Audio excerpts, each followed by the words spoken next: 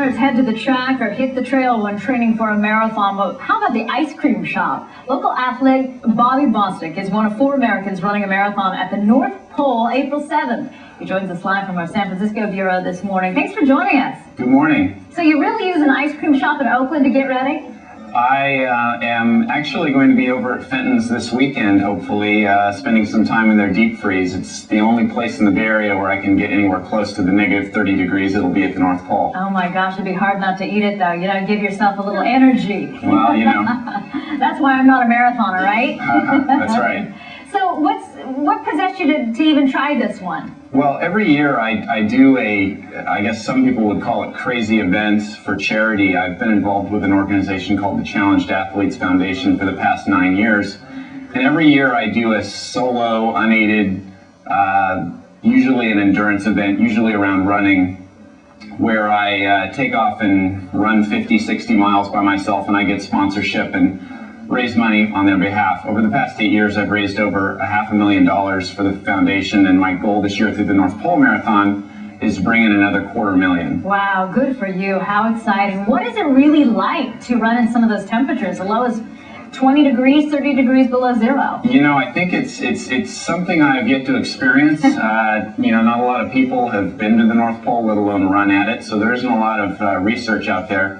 I'm just trying to prepare myself physically the best I can. I have a pretty long background in marathon running, so I'm not too afraid of the distance. It's just the extreme temperatures that are going to be the biggest challenge, I think. Now, let's talk about the gear itself. Sneakers, running shoes aren't going to cut it. You have to wear some different gear. Right, and for a gear junkie like myself, I'm most fascinated by that aspect of it.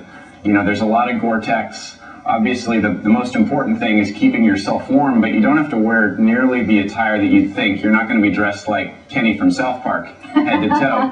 It's very high-performance gear that doesn't seem like a lot given the conditions, but once you're moving, your body generates enough heat to keep you warm. And you're running with kind of a snowshoe-type device? Some years, it depends on how the surface of the ice pack is. The first year they ran the marathon, people were able to do it in normal running shoes. Last year, snowshoes were required. So I'll just be prepared for both, and if I don't have to run in snowshoes, that'll be that much better. It'll be a little easier on the ankles, I would think, too, and the calves and everything there. And the hips. So when are you going to head up? Are you going to try to go a little earlier so you can get acclimated? Right. Well, the actual race is on April 7th. And I'm leaving the Bay Area on the 2nd. I fly to Norway, Oslo, Norway first, and then we head halfway up to Spitsbergen, which is a little island chain halfway between Europe and the North Pole. I'll spend a couple days there, and then we fly on Russian cargo planes. That'll be cool. Yeah, exactly. It just sounds like assuming we make it, the day before the race. We'll spend a total of 48 hours on the pole itself at a Russian research base called Camp Borneo. Oh, well, let's hope you get out of there. I don't know why it sounds so mysterious, doesn't it?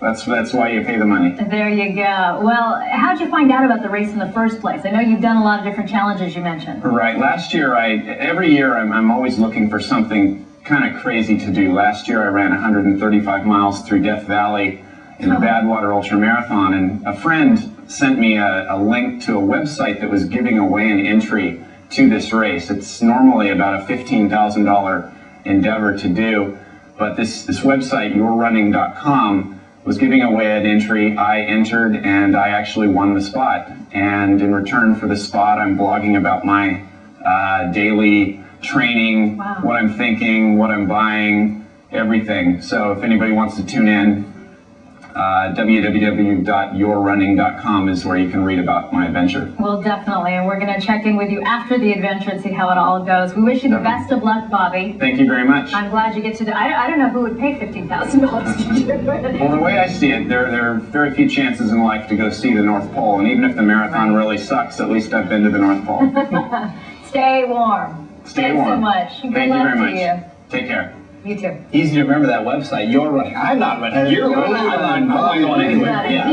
He really is. Yeah, that is a challenge. It'd be kind of cool to check that out. To the two extremes, from the desert to the North Pole. Yeah, I know. Wow. And somewhere in between, I'm sure he thawed out, so that's good. Now he's going to freeze again. Yeah, I People are think better inspirational, though. He is. But he's running. He's running. All right. To the traffic, see how the cars are driving. This is westbound.